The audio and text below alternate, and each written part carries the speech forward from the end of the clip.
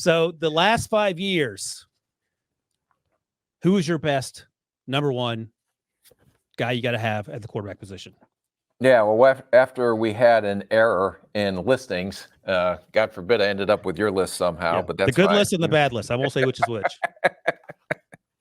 So my top 5, I would say, and are we in this conversation trying to filter in the guys in this year's draft? Let's do it. All right. So my top 5 were Trevor Lawrence, 1, Burrow, 2, Herbert, 3, Bryce Young this year, 4, Tua, 5, and then I have 5 more after that. All right, let's include 6 because he's also a this year version guy. Who do you have at 6? C.J. Stroud. All right, so we have Bryce Young and C.J. Stroud in the top 6. Before we get to this year's class, I want to ask you about 1 and 2 because I told you this little story here. During the Joe Burrow draft, which is the year before Trevor Lawrence was number 1 overall, I asked Pete Prisco and our Brady Quinn, would you take Joe Burrow or would you want Trevor Lawrence as your franchise quarterback for the next 10 years or whatever? And I was on Team Burrow. Brady and Pete were on Team Lawrence, and understandably so. Why did you like Lawrence better than Burrow? Is it the physical stuff? Because obviously the arm strength's better. He's taller. Or was there something else that stuck out to you? No, the biggest thing is I thought that Trevor Lawrence, and he is all, 6'6", and he was a unique athlete for that size. So you were probably going to be able to do more with him than maybe a Burrow. Now, Burrow is a great pocket passer. I don't think people maybe underestimated what type of athlete he is. Yeah. But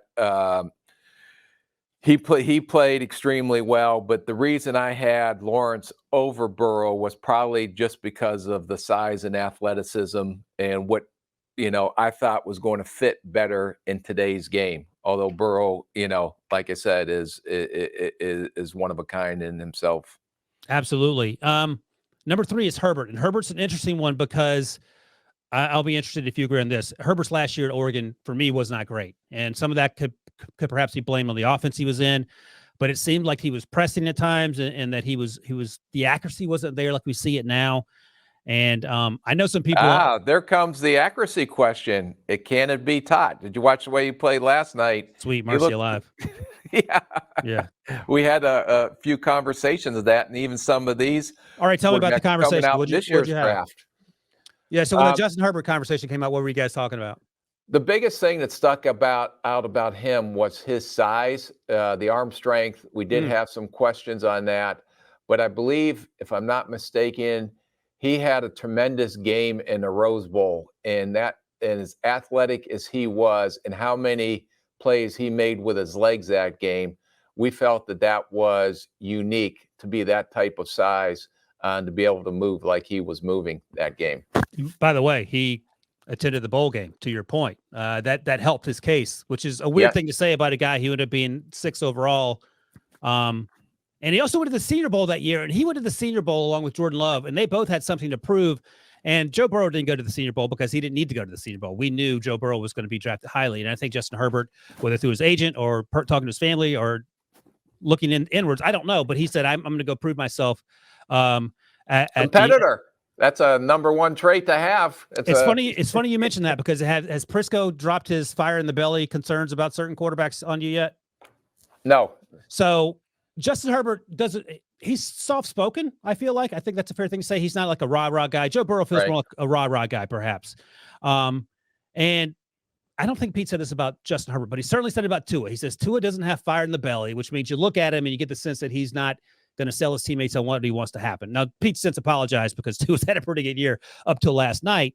But I wonder, is there any of that just sort of, first impression eyeball test where you're like, I don't know if this guy has the toughness it takes to lead a team?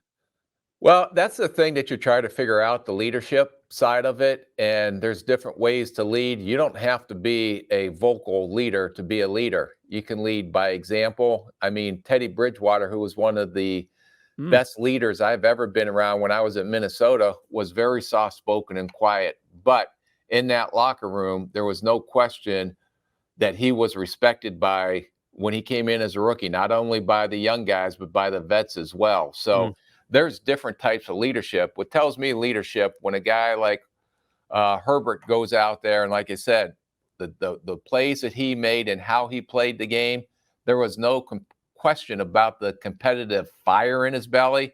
But don't take that as a negative if they come across as soft-spoken Right. when you're doing the interview process with him. Yeah, I know people on that offensive staff in Los Angeles that said they think he's going to be that he can compete with Mahomes every day of the week. Now, there's some other things that need to work out in terms of getting healthy along the offensive line and their skill position players, but it's hard not to love what Justin Herbert did. And I didn't like him coming out, and I apologize to that man every time we talk about him because I was dead wrong. And I'm glad he's playing the way he's playing. So you have it 4, 5, and 6, and let's include 7. You have Bryce, Tua, CJ Stroud, and then Justin Fields. And I want to ask you about Bryce and CJ in particular because they're both ahead of the guys they replaced in college. And I like Justin a little better than CJ. I don't know where I'm going to put Bryce yet. But talk about those comparisons and why you have the young guys ahead of their predecessors. I thought Bryce just is a unique playmaker, and like we described, he's a Steph Curry of this draft for me, even though we're trying to relate it to football, because he's undersized, but yet he makes plays that a lot of people can't make. Mm-hmm. He's more creative and makes more off-schedule throws and did more with less talent, especially this year at the receiver position, than Tua did when he came out. And I like Tua as well. And the difference between C.J. Stroud and Fields was I just thought C.J. Stroud had a stronger arm, that was a more accurate passer, that he has his holes, and we're going to poke a lot of holes in him as we can continue to go down this pre-draft process. But I thought he got through his progressions quicker, although you'd like to see him not hold the ball as long in the pocket as he does. But I think he was a more natural thrower than Justin Fields was. And he doesn't make as many plays with his legs.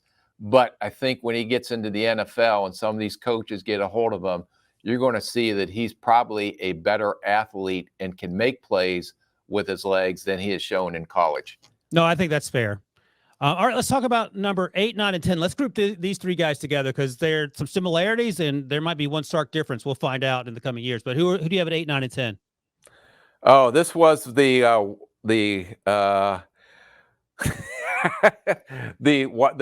wild card category. Absolutely, I think that's right.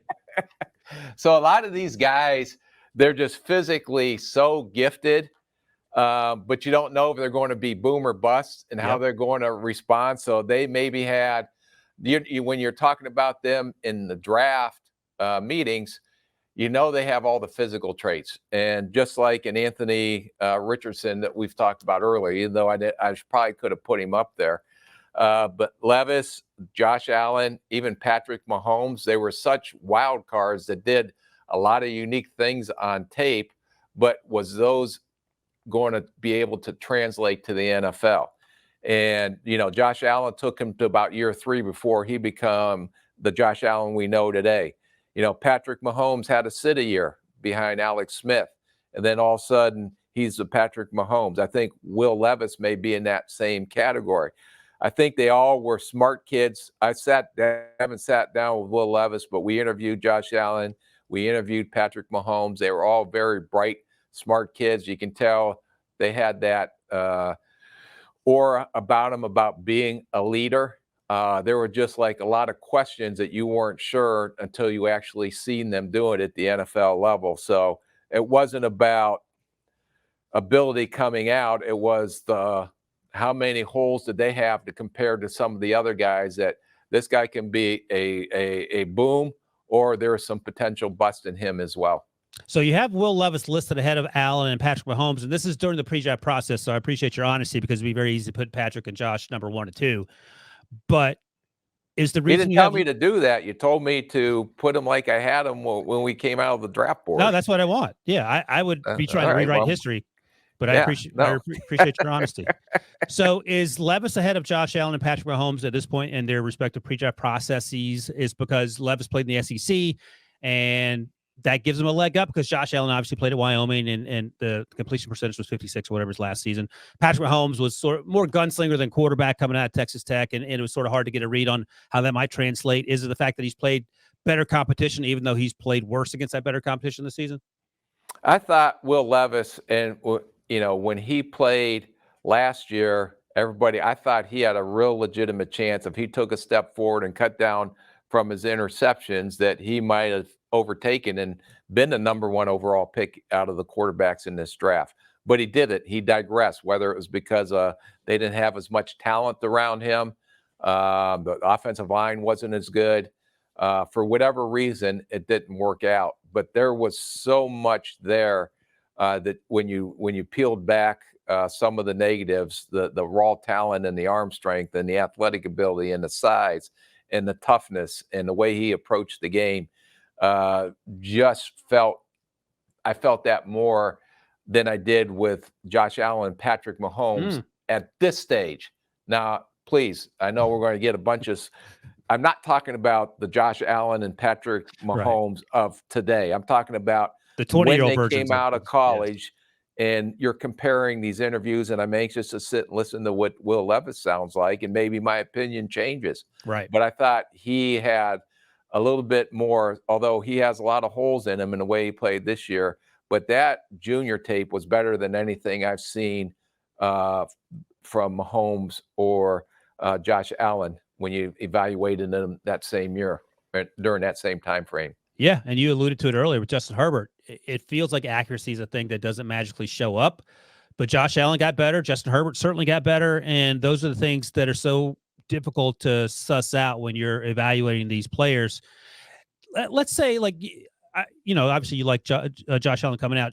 Like year 1, year 2, when he was in the league, did you think, oh, boy, this may not work out for Buffalo? Or were you like, okay, you have to be patient because he's a young player coming from not a big-time program, and the physical tools are there, and he still seems to be mentally in the right space and a good leader?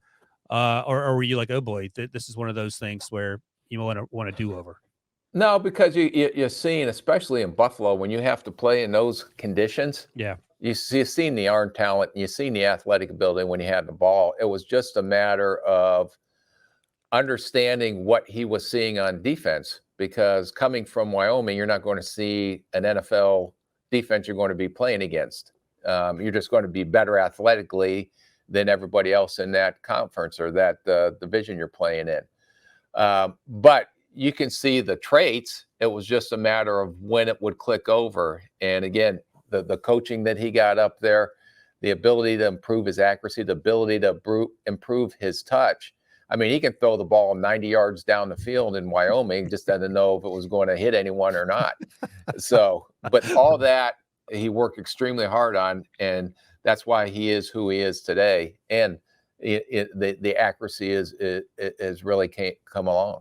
Absolutely. And I asked that question to set up this question because I was thinking about this yesterday.